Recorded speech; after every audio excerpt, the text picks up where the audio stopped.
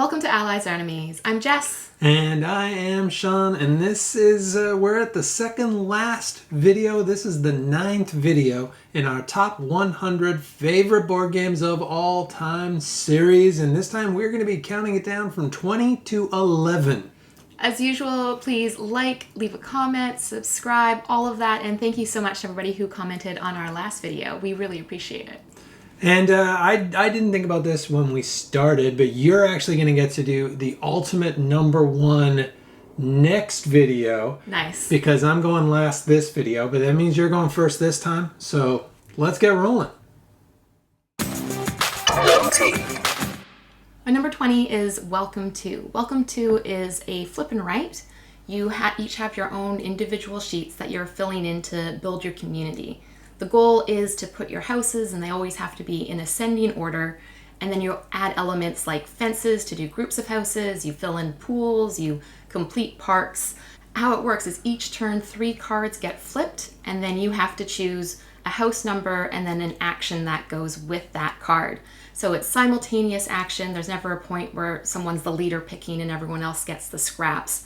Everyone always has those same 3 options to pick from. But it works really well, and often when we've played it, people have gone with very different strategies, but the scores are always really close. And this is one that I always feel like I can almost get like a full 3 rows completed, but it's so rare because the game usually ends before that time. So once you play one game, I'm always keen to play another one. Yeah, because your timer is like the goals. Well, it can end by people failing too much or people fully succeeding, but usually it's that you've got 3 goals and the goals change each time, and that kind of helps direct where people are going. Yeah. And I'm going to talk about this one a bunch more. Spoiler alert, I will be talking about this one a little bit later, so we'll come back to this one. But totally agreed. Fantastic game. And that's my number 20. My number 20 is Kanban, and until recently I thought its name was Kanban, but everyone else seems to call it Kanban. So I'm going to go with the masses on this, but Kanban is my favorite Vital Lacerda game, and we've got a few of his. We like them a lot, but I like Kanban for a few reasons. One is it's a sleeker design. It's not so much that it's simpler, it just feels like it's like well-oiled compared to the other ones. The other ones always have, it's like 1 or 2 just little bits you need to remember, like little outside rules, and Kanban doesn't. It just feels like perfect clockwork to me. I also really like it because I'm cheap and it was half the price of the other ones.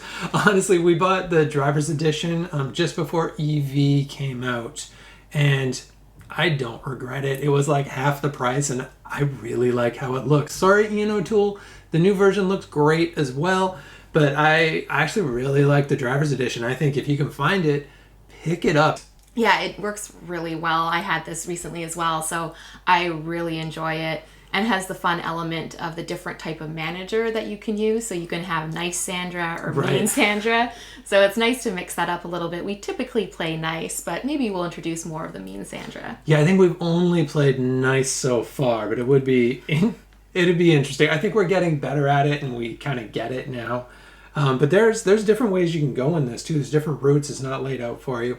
Just a great game. Highly recommend. And that is my number 20. My number 19 is Pulsar 2849. This is another Vladimir Suchy game. It's a space theme game, and I really like space themes. And it is dice drafting. So each turn you roll the die, and then you select which one you want to use for that turn. And there's lots you can do. One of the things we both really like doing is the exploration. So you move your ship on the board, and when you pass an area, you get to flip the tile and see what kind of bonus you might get. But there's also the research board that you can get texts that give you immediate bonuses or bonuses you can use throughout the game. There's your player boards. There's also this other type of technology or something that you can gain as well. So usually no matter what die you end up with, there is something that you can do. And the whole system works great. The rounds fly by super quickly. And by the time it's over, I want to keep playing even still.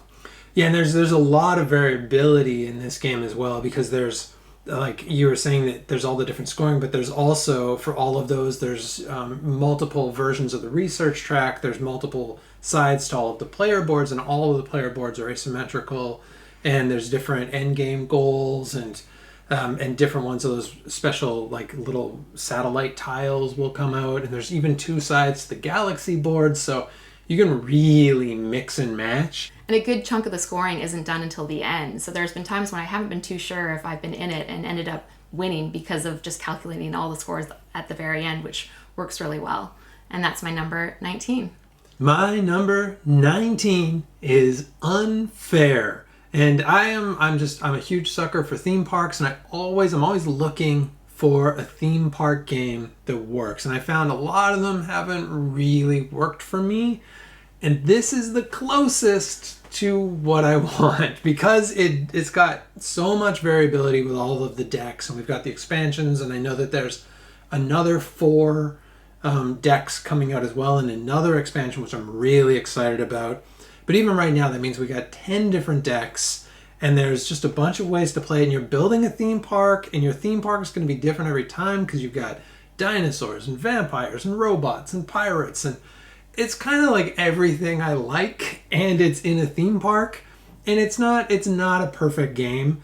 There's bits of it that are a little clunky. Not everything works perfectly. It can be a little bit fighty for some, but you can totally take that out. But if you like it, it's real. It can be as mean as you want it to be, or you can take out the meanness kind of as much as you want as well. There's some like variability in it. But I'm a sucker for this game. It is interesting because you can only build 5 attractions. So it's like your goal for your theme park is to have 5 really fancy attractions, because you get more points for the more kind of amenities and features that you add to each attraction. So you can add comfortable seating and air conditioning, and you want to add a whole bunch. So it's like you want a really strong 5 attractions. But also it's at the same time, it's just a simple system and a solid card drafting. Well, not card drafting, like card buying, tableau building game with a great theme. And so that is my number 19. My number 18 is Harry Potter Hogwarts Battle. I love Harry Potter. I've read the books countless times. I've seen the movies so many times. I really want to be a witch at Hogwarts studying magic, and this is the closest way I can get there. You are a wizard or witch, so you're one of the characters, like Harry, Hermione, Ron, Neville, and you are fighting the bad guys and eventually ending up to fight Lord Voldemort. It's a deck builder, so you have the different cards that come out, and those might be different spells. They might be allies like professors at the schools or other students that you get, or items like a Quidditch set or whatever it might be. So it really is everything that's tied in to the Hogwarts world.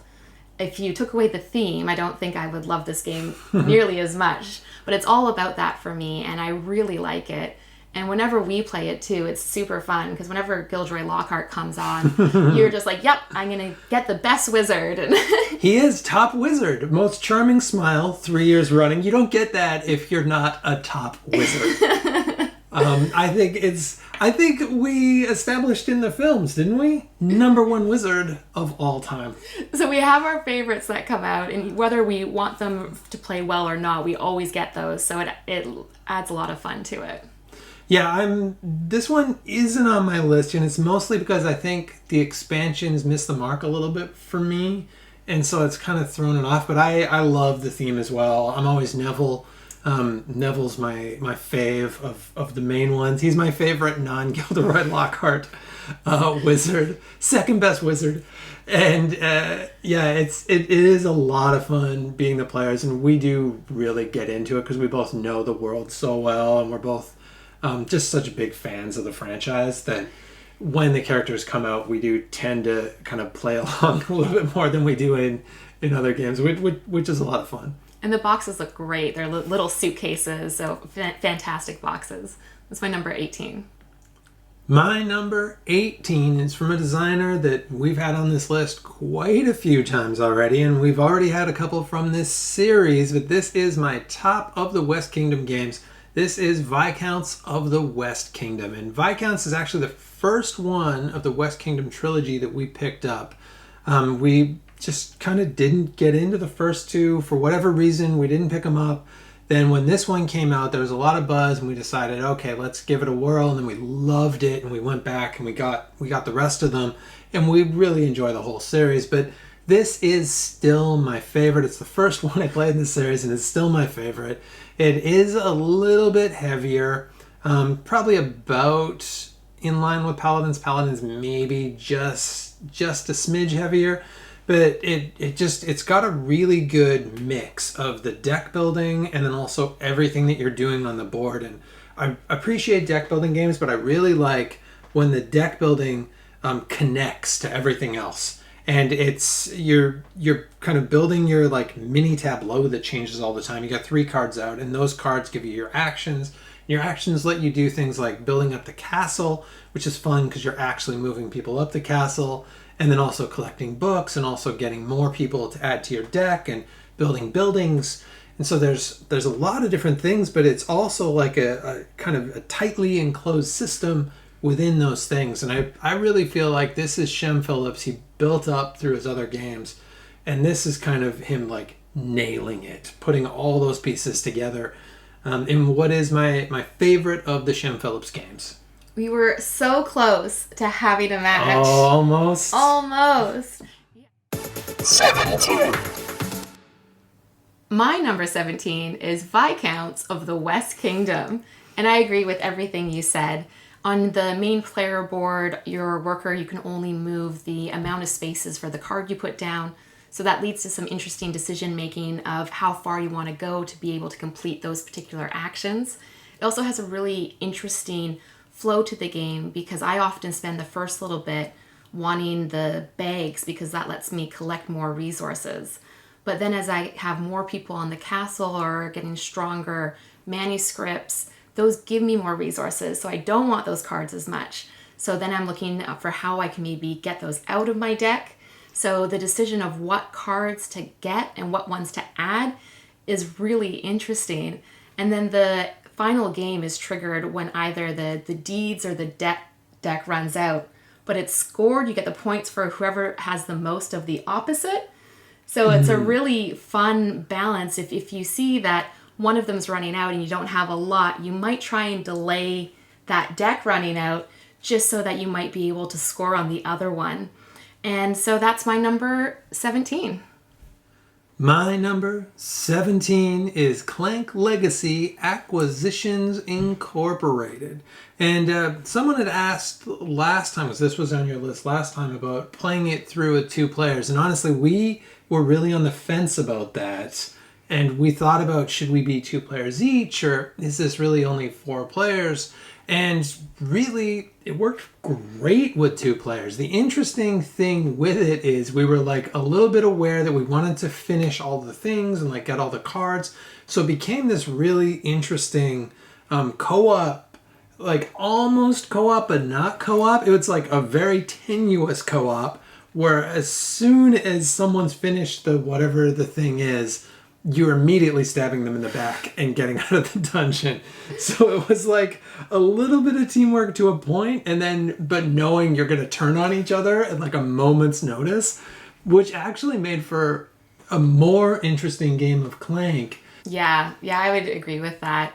And the 2 players one is interesting because we haven't played it with more. I feel like if you're playing with 4, you might be more likely to have a game where someone ends up with 0. And it's a bit rarer for 2. But there's still like huge score discrepancies because of what you're collecting, that you'll still get a winner of the game. It's a fun kind of checking out what the other person has, and you want to make sure that you, as soon as you think you've got enough to win, get out of there quick and leave them high and dry. And the Legacies, it is the best version. So that is my number 17. My number 16 is Spirit Island. In Spirit Island, you're each playing a different island spirit who is trying to chase away the colonizers. It's super asymmetrical, which is one of the mechanisms that I really like. Each of the spirits play so different. Some of them build up a lot of fear. Some of them are really good at destroying buildings. Some of them are really good at kind of sweeping away the colonizers. So it's really fun to dive in and try out each of those different spirits. It's also a co-op game, so I really like co-op games. It's pretty heavy as well. Throughout the game, you have to keep adding more and more colonizers, so it seems a bit overwhelming, but your spirits at the same time are getting stronger and stronger, and usually that matches up to be pretty tight, where it can go one way or the other. Yeah, when you say this is heavy, that's kind of an understatement. There's something about this game that, like, I can feel my head getting warmer. Like, we've ended this game and had a headache just from, like, I could feel, like, the fans inside my brain overworking, and I'm at, like, full RAM capacity to be such a nerd about it. But I really feel it, and it's like literal brain burn. And I don't know if my brain could take playing this at 4 players and trying to figure that out amongst 4 different spirits. On a much bigger map, it seems so hard. I'm really happy with 2. But that's my number 16. My number 16, I mentioned earlier that this one would be coming up, and here it is. It is Welcome to. And I love roll and write, flip and write, anything and write. We got a shelf up here of like 20-ish different and write games, and this is my favorite of the bunch. But it's just such a simple system, but with like a little bit of surprising complexity, where, like you said, you're just picking the pair of cards, and it really is just writing a number on a house and then taking whatever the action is. But just, it looks great, and it's great how easily it scales and that everyone's working on it at the same time, which is one of the things I love about roll and writes. But everyone has exactly the same opportunity to win the game. It's really just who makes the best choices. Yeah, it has a little bit of a fun push your luck element to it too, because I've definitely held off. I'm like, okay, I want a 9 pool, and eventually I just have to fill it in. And then it seems like the very next turn that card and combo that I was looking for shows up. Yeah, it's interesting because I really lean towards I've got to get all my pools and you've got to get all your parks. And we're kind of 50-50 for who wins, and we do tend to go for those same things almost every game, almost regardless of the goals. But this is one, I play this a lot on Board Game Arena too, and I've played this probably hundreds of times now, and I'm still not tired of it. But that is my number 16. My number 15 is Caverna the Cave Farmers. This is my favorite Uwe Rosenberg game, and it combines a lot of the great elements. You have the farming and the animal breeding that you have in some of his other games. You have the building selection that you get to put inside of your cave as well. And it's a really tricky decision in terms of when to increase your cave family, because the more of them you have, the harder the feeding element is too. And one of my favorite parts of this really is I love going all in on sheep. And one of the buildings is a cuddle room. And so no matter what game we're playing, no matter what version or whatever, I always do sheep and cuddle room as kind of the bare minimum, and I am sold on that. Yeah, I don't think I've ever got to use the cuddle room. It's the first thing she buys every time. And honestly, you do win this quite a bit as well. Yeah, I totally agree. And I played Agricola, and I don't think you played that one yet, but this is kind of Agricola 2.0. That's how a lot of people talk about it. I think that's probably pretty fair. And I would definitely pick this out of the two as well. And yeah, I agree. This is a great game. It takes so much of what I love about Uwe Rosenberg's game and the farming, but it adds like a little fun twist where it's got that little fantasy element, especially with the expansion as well. Yeah, and it is interesting too, because being able to grow your family, you have to have a bedroom ready for it, so you got to plan ahead, and so all of those elements work really well together. And that's my number 15. My number 15 is Flamme Rouge, and we had been looking for a racing game that worked for 2 players for like years, and there was nothing that quite worked. And then this one really solved that problem. Because I think Flamme Rouge with the Peloton expansion, is really important that you have the Peloton expansion, is a fantastic 2-player game. The AI works so well with that, and it's such a fun, simple game where all you're doing is choosing one out of, I think it's 3 cards each turn. You put that down, then you can never use that card again, and that's how far you go. And you really want to time it so you're getting that little extra from drafting or that little extra from going downhill, and you want to make sure you're getting by everyone, and you want to also get in the way of everyone else so that they're losing a couple. But it's just that every card in your deck you can only play once is such an interesting decision. So much about this game I like, and I like how the different guys have different mustaches. That's a big selling point.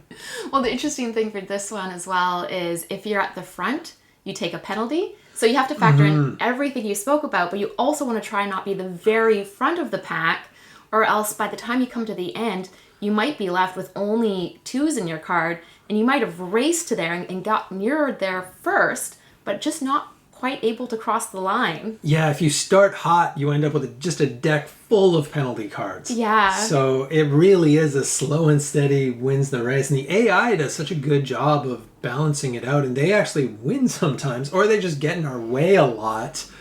I love this game. It just tells a fun story, and especially with the app, which we've talked about before. But the app adds a lot to being able to do a full tour of races. But that is my number 15. My number 14 is Rajas of the Ganges. In Rajas of the Ganges, you are placing workers to perform different actions. But the currency you're using are dice. And so you have different colors, and so depending on the action you're doing, it might require a particular color die, or different numbers as well. So low numbers aren't necessarily bad. They might let you do one of the special actions. They might let you go up the river a bit more.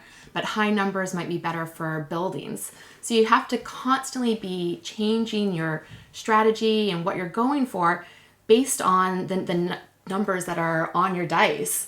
As you score points too, you have your money track and you've got your fame track that go along. And the end of the game is when those two cross over. And so it's quite neat how sometimes I might just be focusing solely on money and you might be only doing fame, and yet that end point kind of might be around the same time. And I love looking at the board and thinking, okay, I've got a green 2 and a purple 6.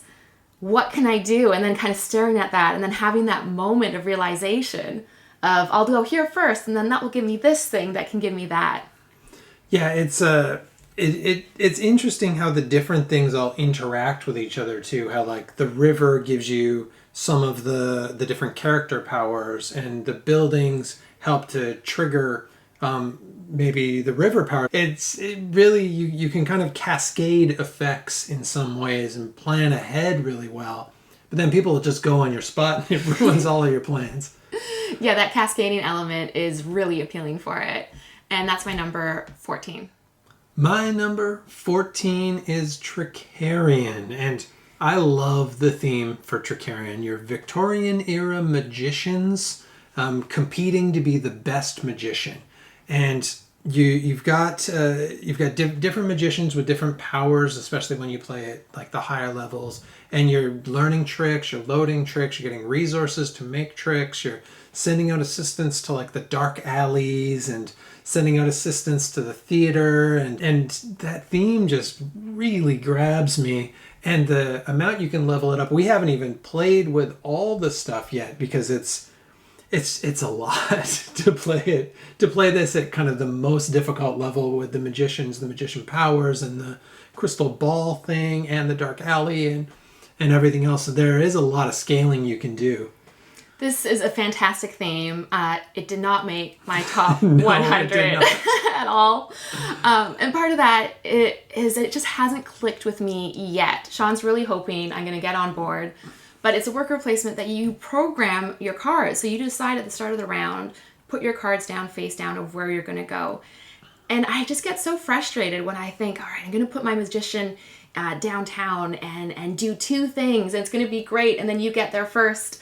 But there are ways around that where you can still have a really good turn. And the dark alley is helping because some of those cards give you a few extra bonuses as well. So hopefully it clicks so that we can play it more.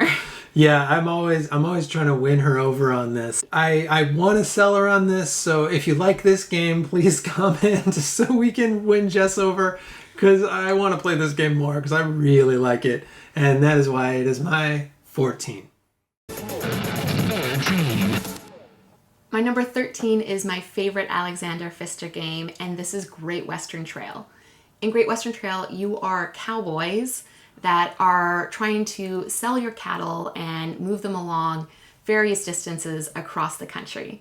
Throughout the game, you're stopping at buildings to trade in your cows, or to build new buildings, or get new people, or move your train along. So there's lots of different routes you can take. And the goal is by the time you get to the train station to have a mix of only one of each kind of cow, because that means it can go further along the tracks. Yeah, and I love this one because I'm from Calgary, which is like the biggest rodeo in the world. So I identify with the theme. I like the theme. I like the collecting cows. I love the layout, and it works super well. And it's great how you can push the game a bit too, because if you have a really good hand, you can go through really quickly and sell off a bunch, and that really prompts the other person to move quickly as well. And usually Jess is going fast, and I just want to slow it down and build my buildings. I really focus on the guy building the buildings, and I love focusing on that part. And you're just like, I got my cows, getting to the end. Exactly, very efficient at selling these cows. Mm-hmm. And that's my number 13. My number 13 is a very popular game, and for good reason. It is Terraforming Mars. And Terraforming Mars is not a looker. This game ain't got no alibi. Let's be honest. It is UGLY, but such a good game. It's a tableau builder and a card drafting game. And each time you're adding to your little kind of world as you colonize Mars, as you terraform Mars. And it's fun to be able to actually see that building up as you add your parks and your cities. You're building your tableau, which gets pretty big as you go. And you've got this huge deck that you're choosing from, so it does always play different. And it's interesting that the game trigger is something that you're all doing together, and that you are almost cooperatively terraforming, but also not cooperatively at all. Yeah, I like playing with you because we're both really focused on that cooperative pushing up the tracks, getting the oxygen higher, getting the water up, and all of that. Because I read online that some games can take hours, because if someone's just focused on their cards, they might be trying to delay that. But if this lasted more than a couple hours, I think that'd be too long for me. No, it never takes us more than an hour. So when I read that this takes most people like 3 hours to play, I was shocked, because we do kind of race. We kind of push that pretty quickly. We're pretty pacey with this one, which probably pushes it higher up our list, or might, than some folks, because it can play quick if you want it to. But that is my number 13. My number 12 is Gaia Project, and this is another one about terraforming planets, kind of. You're just building on them. I guess you can live on them already because you're just able to plop some buildings down. On some of them. You can live on some of them. Some of them you got to terraform. That is true.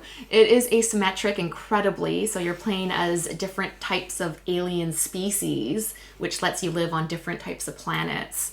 And it's a really tight system.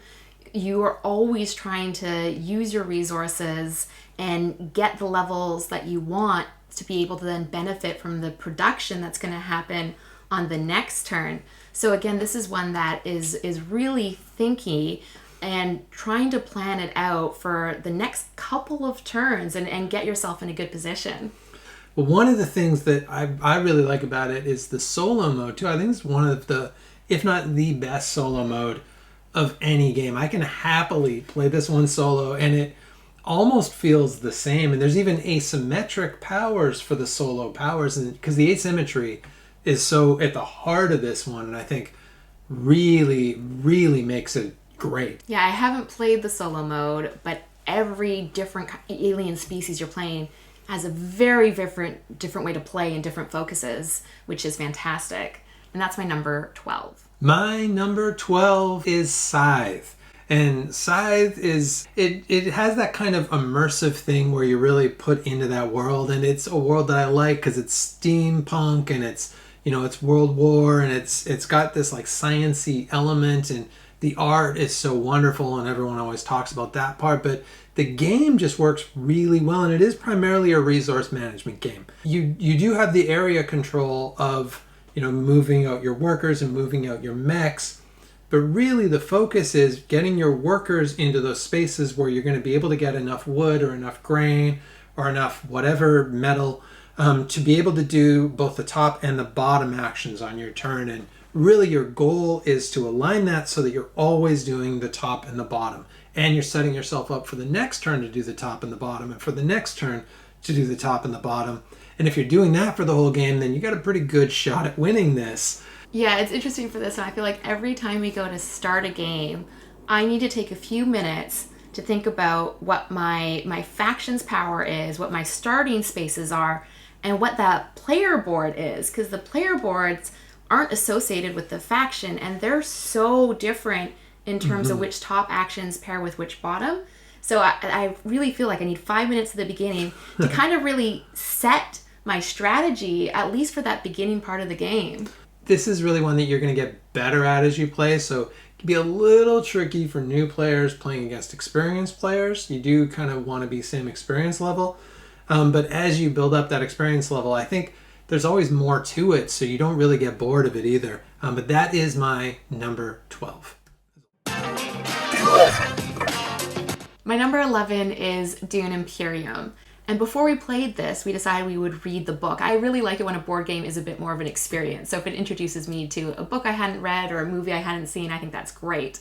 And then the gameplay, once it arrived, worked really well. It's a perfect kind of combination of worker placement and deck builder. It does both of those elements really well. So on your turn, you start off again with only a couple workers, and you are putting them out to maybe collect the precious spice that you might want, or to send some of your workers into combat, or to go up the different political tracks and the different factions that you might be trying to influence. And having read the book as well, I really appreciated all the elements that are put into that, and how the different factions tie into it, and your different starting character cards and their powers also relate. I totally agree with how much it connects, and it's got the political machinations in it, and it is kind of a little bit slow moving, and the battle's really like a war of attrition, and all of that stuff fits the tone of the book so well. Yeah, the game's triggered when the first person gets to 10 points, which is so few points. So it's really, really tight. And the decisions of when you go all in a battle or not can be really tough. But the AI works really well of just kind of being somewhere that takes up spaces and leaves a little bit more uncertainty in the battle. So if you're playing with two, it still works great by incorporating that AI. So that's my number 11. My number 11 is one of my absolute favorites from last year, and it is Lost Ruins of Arnak. And Lost Ruins of Arnak, at the beginning of 2020, I was like, this is going to be my favorite game of the year. I was so geared up for it for the whole year. And when I finally got it, fully lived up to those expectations. It totally is that like Indiana Jones kind of board game. And one of the great things about it is it looks like you're not going to be able to do a lot. Like you look at it and you think, I only have this many turns and I've got to get this guy all the way up to the top of this temple track. Plus I need to get these resources and I need to like go in and explore these different regions on the board. And like, how am I going to do all of that? And then you get these just terrific like runs of combos where you can do this and it leads to this and it leads to this and it leads, and you're like bouncing back and forth, and you've got this like 8-minute turn where you moved up the track a whole bunch and you did all of this different stuff, and it's so nice when that all aligns. Yeah, it is interesting that on the last round, you really feel like, I'm not going to do it this time. Yeah. And somehow it comes together. So if you've only played it a couple times, I recommend playing it more, because the more you play, the more you realize that, and the more you kind of see those opportunities of how to make those combos. It's fantastic. I've played it probably 20 times and I still think there's no way. Every time I get to the last round I think, I screwed it up this time. There's no way I'm doing it this time. And it's such a good feeling to like, I did it again. Even if you lose, it's just like I did so much more than I thought was possible. And that is my number 11. And that is it. That brings us to the end of the penultimate video. Next time we are right into the top 10 and counting it all the way down to number 1. Thank you so much for watching. Please let us know your thoughts on any of the games we mentioned. Like, subscribe, all of that really helps us out. And hopefully we'll see you for the next one.